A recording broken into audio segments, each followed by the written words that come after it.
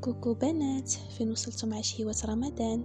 اليوم جبت لكم واحد الفطيرة كتجي بنينه الصراحة وسهلة في التحضير بالخضر والدجاج. وندوزو نحضر معكم العجينة. اللي غادي ناخدو واحد كاس ديال الحليب، معلقة ديال سنيدة، معلقة ديال الخميرة، 2 معالق ديال الدقيق، وغنخلطوهم مزيان ونخليوهم يخمروا واحد 15 دقيقة، وغادي نرجعوا ليهم من بعد 15 دقيقه نلقاوهم خمروا. نزيدوا نص كاس ديال الزيت، شويه ديال المليحه، ونبقاو نزيدوا الدقيق شويه مورا شويه حتى كنجمعوا الخليط ديالنا وكنحصلوا على واحد العجينه رطبه. كنخليوها تخمر على جنب وندوزو نحضروا الحشوه.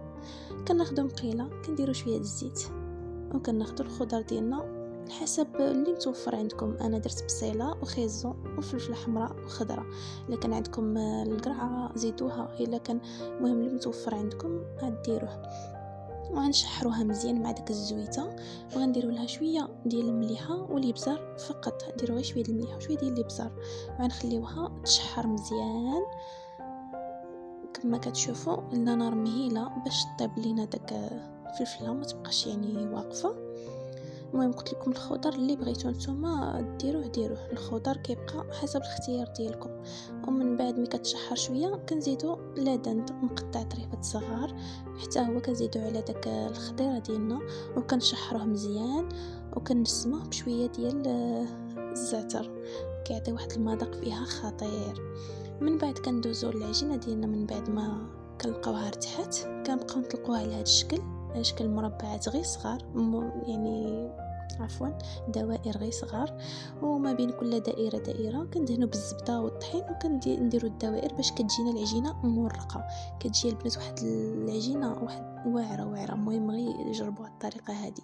من بعد المهم كنحاولوا نديروها على شكل دائره بحال هكا، وكنقطعوها على هذا الشكل هذا، وكنديروا داك الفتحات في الوسط. المهم كيبقى اختياري، وكنبداو نعمرو. كنديروا لاصوص ديال البيتزا ولا شي صوص يعني وجاهزه حسب الاختيار ديالكم، وكنبداو نعمرو بالحشوه ديالنا على العجين. المهم كما كتشوفوا بالطريقه باش كنحصلوا على داك الشكل الزوين الصراحه. كنبقاو نعمرو هكا في الحشوه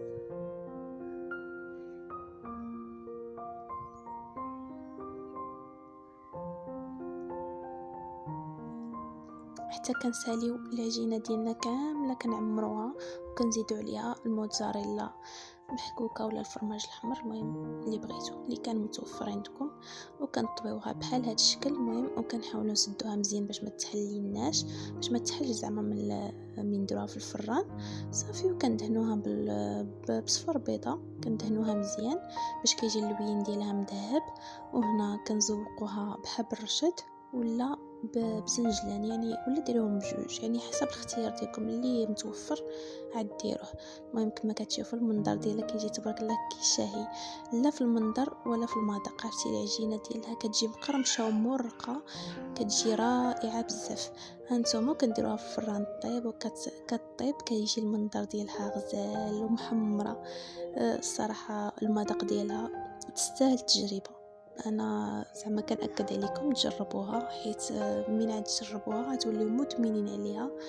بالبنه ديالها والتعليكه ديالها تعجب الكبير والصغير يعني، حتى وليداتكم تعطيوها لهم في الكوتي المدرسه وتحضروها للفطور.